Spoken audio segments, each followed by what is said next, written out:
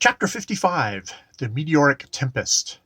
The strong cemented walls, the tottering towers, the ponderous ruin falls. The nations tremble at the dreadful sound. Heaven thunders, tempests roar, and groans the ground. Joshua, Fall of Jericho, Handel. Too late? Yes, alas, too late for millions, yet not for many millions more. In great calamities like these, the universal horror and grief for loss is mitigated by the joy over those who are saved. Of all those thousand swift ships that sped on their errand of warning, Altaforo's was the only one that reached those doomed kingdoms in time. He had raised that mighty motor to its fullest power, and drawn by the magnetic engines stationed in those kingdoms, his ship had sped through the upper ethereal currents at a rate of 75 miles a minute. In this awful flight, everything was swept from the deck, ornaments, railings, flagstaff. The heat developed by its terrible rush through the air shriveled the woodwork of the cabin. The metallic walls almost scorched the hand, and the air became suffocating. The crew were astounded at the audacious daring of the prince in forcing a speed which Asturion himself would hardly have risked. "'Tis a race for life," said he. "Millions of lives are at stake. Have no fear. Many a knee is now bent in earnest prayer that we may be able to warn our friends in time, and on those prayers our gallant ship and motor we may safely rely." He made that journey of 4,000 miles from one side of the planet's hemisphere to the other in less than 60 minutes. Reaching the palace of Prince Harovian in Altamordora, the capital city of Rohito Savoyal, he paused only for a moment to sound the alarm, then sped on to Macaval Perantos, the realm of King Polath, 2,000 miles further, reaching it just in time. As telegraphic communication had not been disturbed on that side of the hemisphere, the alarm flew through every city, town, and hamlet in both continents.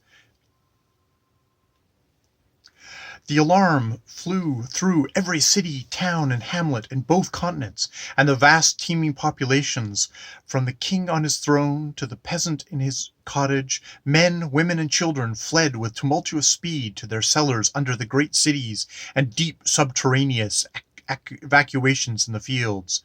In this mad rush of multitudes, thousands were trampled underfoot or suffocated. Precisely at noon, as Asturion had predicted, the cloud struck the planet with no warning signal, as would have been seen by night long beforehand. The sun was shining bright. At first the sky became overcast with a thin, cloudy film. The sun became gradually obscured and changed to a dull red hue. Soon it totally disappeared. The whole firmament was overspread with an infernal glare, and the downpour began. With a rush and a roar as if heaven and earth were coming together, amid explosions, thunders, and lightning, compared with which the tornadoes that swept over our Indian seas are but gentle zephyrs. Countless myriads of bolides, uranolides, and meteorites of solid igneous metal or mineral, from hundreds of pounds to thousands of tons in weight, half fused, red or white hot, and blazing with long trains of fire, poured in one solid line over the doomed kingdoms, from west to east, 4,000 miles long and 200 to 600 miles wide. Down sank the tall and powerful steel columns, pillars, and arch networks covering the great linear cities. Down sank the lofty temples, castles, palaces, and towers, the splendid mansions, chateaux, and pavilions, the bridges and ponderous walls of solid masonry. Down crushed were the great forests, blooming fields, and gardens. Beneath the fury of this awful cataclysm, everything was ground to powder, or consumed in whirlwinds of fire. All nature seemed convulsed. Cries and screams of agony, horror, and despair from the millions rose to the flaming heavens. The whole face of the country, where it fell, over mountains, valleys, and plains, was ploughed and torn in huge furrows and ravines. Thousands of the deep underground cellars with their arches of solid masonry were crushed, and the inmates miserably perished. Many small lakes were nearly filled up, and rivers dammed up, their overflowing producing widespread inundations. In many places, covering hundreds of square miles, the bodies and meteorites spread in the great fields of many feet in depth, smoking like lakes of volcanic lava. As the tempest poured into the Tagore Ocean, which at this point is over 1,000 miles wide, the waters were turned into a vast boiling cauldron of roaring billows, hissing steam, and clouds of spray. The downpour continued for 4 hours. When all was over, the terror-stricken multitudes issued from their places of refuge and toiled painfully over the burning marl to their homes, if homes they had. Multitudes were compelled to camp in the fields and forests. 7 million lives were lost. Thousands died of sheer fright, and many became insane. The destruction of parts of the great linear cities, towns, villages, crops, property, and domestic animals was incalculable. It is impossible to describe the universal consternation and dismay that prevailed over all the Martian world. Men ran to and fro as if distracted. When will the next tempest come? Where will it fall? Was the universal question, and God only knows, the only answer. The astronomical world, all science, was utterly at sea. The only man to whom they could look with any confidence for the solution of this question was hovering between life and death. Millions on their bended knee nightly prayed for his life might be spared. The first shock of horror past, the sympathies of all the Martian kingdoms were awakened to the sad conditions of the suffering ones. The coffers of wealth and stores of provisions were thrown open and freely distributed among countless thousands of suffering and destitute families. As the greater part of the capital city of Machiavel-Purantos was destroyed, including the palace of King Polath and the mansions of many of his suite and cabinet, Duke Althialon immediately extended hospitalities of his kingdom, capital, and palace, and the king, royal family, and many of his court and suite, with their families, accepted. Duke Onagar also extended the same hospitalities to thousands of Prince Harrovian's subjects. Their kingdom had suffered the greatest loss of life and property, but the capital had escaped. Divijar made no response to the general appeal, but nothing was expected of him, and he was so universally detested that none could have accepted anything he might have offered. A number of his boon companions, including Duke Sybarite, Burarax, Glutnog, Swaggerchop and Co., together with a bevy of swells and exquisites, had all been crushed to jelly while holding a dissolute orgy on one of the beautiful group of islands owned by him in the Tagore Ocean, like the old Capri Islands in the days of the Roman emperors. It was also a Pluto-Martian Monte Carlo. Immense sums were squandered there by the royal bloods, which supported the throngs of gamblers, pimps, and courtesans, as is usual in such places. As many of these swells and exquisites were professional female mashers, it seems appropriate that they should also experience a little mashing in their turn. The untimely demise of this distinguished ornament of society had deeply affected His Royal Highness, and led him to suspect that the infernal gods were beginning to turn up their noses at him. In the meantime, he had been crowned emperor of his kingdom, and had formed a new cabinet of his favorites.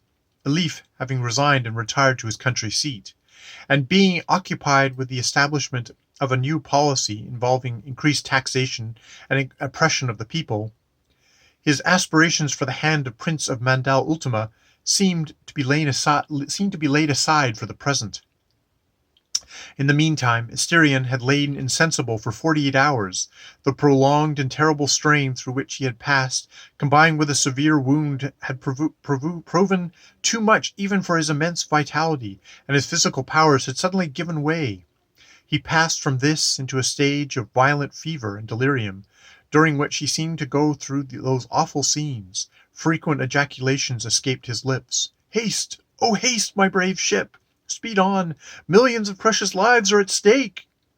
Then, in a most touching accents, he would implore heaven to aid him in his flight. Day and night we watched by his bedside with intense solicitude. The highest medical skill in the kingdom was summoned, and Dr. Hamoval hardly left his side. Oft in the midst of his paroxysms of frenzy, the Princess Selima would place her hand upon his fevered brow. Her gentle touch and voice would always calm and soothe him to repose. Finally, these dangerous symptoms passed away, and he sank into a profound sleep for 3 days and nights, during which perfect silence reigned in the palace, for this was the turning point in the disorder. From this he awoke, perfectly himself, though weak and exhausted, and greeted us with his usual pleasant smile and words of welcome. It is impossible to express our joy. The Astronomer Royal was seated by his side. For a while his memory seemed struggling to recall some event of the past. Then, as if it had just dawned on his mind, "That shower! Did it come?" "It came," replied Solaris. "At the time specified?" "Exactly at the hour." "What were the results?" Solaris related the appearance and extent of the phenomenon, suppressing, however, any allusion to the dreadful loss of life. "Seek not to conceal the facts from me," he replied, turning his eagle eye upon him. "When I saw that fiery messenger of destruction, that demon of the spheres, rushing through the meteoric belt, when I saw the insensate tiger of chaos, the meteor cloud, following hard upon my homeward track, I knew full well what was coming, and in the wild dreams of my delirium, those visions of horrors were ever before me." Altafora related the awful details of the catastrophe, to which he had listened with calmness. "Had it not been for your wonderful magnetic motor and the magnetic stations you caused to be erected in the kingdoms of our friends, and which enabled our prince to reach them in time, the loss of life would have counted up to scores of millions," said Solaris. "I am deeply grateful that my little invention was put to such great use," replied Asterion. "Come, now it's time for lunch," said Altafora, touching a bell, and an attendant entered with a well-laden salver. "Hand me my notebook and astrological table," said Asterion. "I have calculations to figure up." "Nay, my friend, no more astronomical business at present. You must take lunch." "Hand me my tables," demanded Asterion imperiously. "Gastronomics are the order of the day, and astronomics must give way," emphatically replied the prince, motioning the attendant forward with the salver. "My tables, I tell you, do you hear?" exclaimed Asterion, motioning the salver away with supreme disgust, and regarding Altafora like an oriental satrap giving his orders. Suddenly there was a movement in the throng, and the Princess Selima glided to a seat by the cot and presented a delicate little morsel to his lips. "I made it myself, expressly for you," said she. That settled the question, and Asterion, after the first emotion of embarrassment at the distinguished honor, thankfully partook of the delicacy. The princess was mistress of the situation, and controlled affairs accordingly. Asterion yielded like a little child. It did our hearts good to see our poor dear friend eat, and the doctor and astronomer blessed every morsel. The princess fed him with her own fair hands right straight along. "Yes," said the prince, "you haven't had a fair meal in months. We are completely out of patience with your starvation diet. Dry bread, grapes or apples, cold water and milk flavored with science, calculations, and nothing else. We've got you in hand now, and we'll make you eat 3 full meals every day with lunches in between for a long time to come. Do you hear it, sir?" If he objects, I shall be under the painful necessity of feeding him," remarked the princess quietly. Asterion looked as if he had hoped the princess might occasionally be under the painful necessity. The repast concluded. He asked the princess very submissively if he might not be permitted to look at his tables. She handed the tablets to him herself, with a strict injunction that he must not bestow over 20 minutes' examination, which he faithfully promised. Then, bidding him adieu, she left the room. The tables were filled with abstruse problems in algebraic and mathematical symbols, known to no one but himself, and which he always carried in his pocket on his voyages. With a rapidity which astonished even astronomer Solaris, he ran up a calculation, At the conclusion, he grew suddenly pale, uttered a faint exclamation, and sank back on his pillow. We bent anxiously over him. His eyes were closed. "What is it, Asterion?" asked Altiphora. "A calculation," he murmured. "I had not finished when the blow struck me. But now—" "What is there in the conclusion that so agitates you?" asked Solaris. He hesitated, and an almost imperceptible shudder ran over him. "Tell us, Asterion. We are prepared for anything, now, if you are." As the comet plunged through the belt, it drew in its train a meteoric stream 300,000 miles long. I calculated its elements. It will separate from the comet train in 10 days. After that separation? Asked the astronomer Solaris. Being on a line with our orbit, it will gradually be drawn within the attraction of our planet. And then? Can you receive the news calmly? After a pause, we can. It will strike on the 40th parallel north latitude. What part of the hemisphere? On our beloved kingdom of Mandal Ultima, and cut a path 600 miles wide diagonally across the whole length of this continent, from southwest to the northeast. And our beautiful city, El-Feruzla? Asked Altiphora, his tones in a tones that trembled. Lies right in its pathway. For several moments, there was a profound silence. "Thank God for the warning," Duke Altheon said. "We have time to sound the alarm, and the whole population of every city and town in its pathway can fly to distant parts of our kingdom." "But that is not all," continued Asterion. "More is yet to come." "Great heavens!" exclaimed all. "And has dire fate greater horrors in store for us?" "Aye, the moons. They will be on that part of our hemisphere and receive the shower, which may so retard their orbital velocities or beat them down so far as will hasten their downfall." A shudder ran through the room, and many a cheek grew pale. Finally, "Have you calculated the time when the stream will strike our planet?" asked Solaris. "I have." "When?" "In 60 days exactly, and far worse even than this may come." For several moments all were silent, as if in terror to receive the frightful news. "The central part of that stream, through its whole length, is so densely packed with enormous meteorites that should it pass lengthwise over the moons, and the combined weight of the masses, surpassing that of the satellites 100-fold, will hurl them down on our planet to its utter destruction." A groan of inexpressible horror ran through the room. Then came deep silence. All seemed absorbed in contemplation of the awful doom hanging over the Martian world. "Great God!" exclaimed Altiphora in a burst of uncontrollable anguish. "Is our beautiful world indeed doomed to destruction, and all whom we love and cherish, thus to perish?" "We are in the hands of the almighty framer of the universe," said the astronomer in tones of deep reverence, "and whatever our fate may be, he will bend in humble submission to his divine will." "There is one chance for escape, not for all, indeed, but for many of us here," said Asterion. "Escape? How? Where?" "By flight to Earth." "A flight to Earth?" they all exclaimed in profound astonishment. "Yes," he cried, springing from his couch, his voice ringing like a clarion. "A flight to Earth! It is only 120 million miles distant. I'll take a trip there immediately. We'll make surveys over the Antarctic regions and parts of the southern hemisphere, and note the best places of refuge for us all. In the meantime, my Lord Duke of Mandal Ultima, will you issue forward instant orders for ethervolt car and airship establishments to be increased 100-fold? And with armies of workmen, we can turn ethervolts and ships out at a rate of 20,000 per week. I'll instruct their captains and engineers and battalions, erect 50 additional ethervolt stations at the South Pole.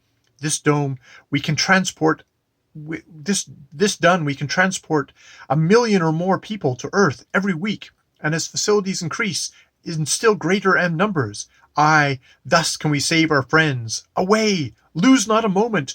Bring me my garments. I must be up and about my business. Ho! There! My airship! Bring her up immediately!" It was impossible to restrain him. He seemed inspired with the fiery ardor of a god. His swift orders were like commands of Jupiter on the eve of battle with the Titans. He threw on his garments. The airship came up. In company with the duke, prince, and highest peers of the realm, he flew on the wings of wind to meet the awful crisis that hung over the Martian world.